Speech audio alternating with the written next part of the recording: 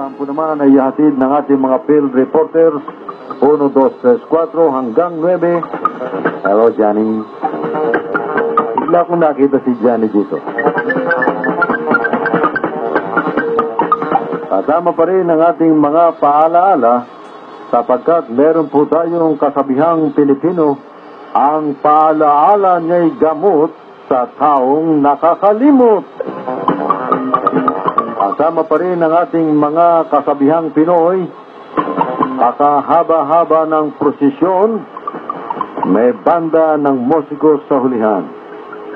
Ang taong lumalakad ng mabilis, kung matinik ay malalim na hindi po totoo, kaya lumalakad ng mabilis, walang pamasahe. Kapag ikaw ay may sinuksok ay meron kang titingalain. Ang pag-ibigan niya ay binabayaran ng kapwa pag-ibig. Amor con amor se paga.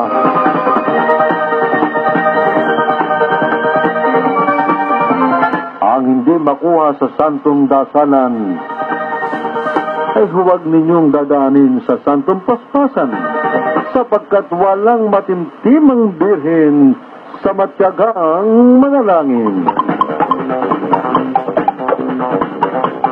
At saka yung iba pa nating mga kasabihang Pinoy, ang higit nating pinahalagahan, mga kaibigan, ito lang ang talagang minanako kay Pangulong Marcos na ako'y natutuwa na ito ay pinagtatawanan noong panahon ng martial law sa bagong lipunan, pero ito po ay kapaki-pakinabang, mga kaibigan kong Pilipino. Sinabi ni Marcos, sa ikaunlad ng bayan, disiplina ang kailangan. Totoo po yan. Yan po ay talagang totoong na totoo. Totoong na totoo. Sapagkat tayo mga Pilipino, kung nababasa ninyo at napapanood ninyo sa telebisyon yung propaganda ng PLDT, tama hon talaga yan. Bakit daw ang mga Pilipino kapag nasa ibang bansa ay mabuting mamamayan, sumusunod sa mga ipinag-uutos na batas? Ang mga Pilipino niya'y mga disiplinado kung sila'y nasa ibang bansa, sapagkat kaya disiplinado, mga kaibigan, may kulong, delikado, walang lalakad sa kanila.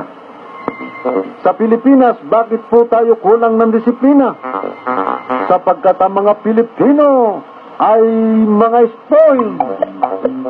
Bakit naging spoiled ang mga Pilipino? Sapagkat dahil sa sobrang politika, kahit ang Pilipino ay gumagawa ng kasalanan labag sa batas, kapag hinawakan ng politiko,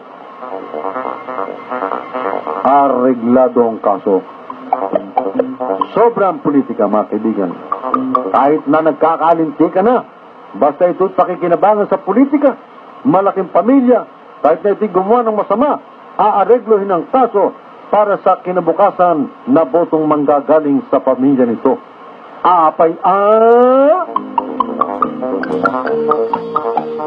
Bueno, yan ay pasakali lamang.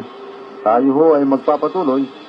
At nais kong pasalamatan yung grupo ng pulisya.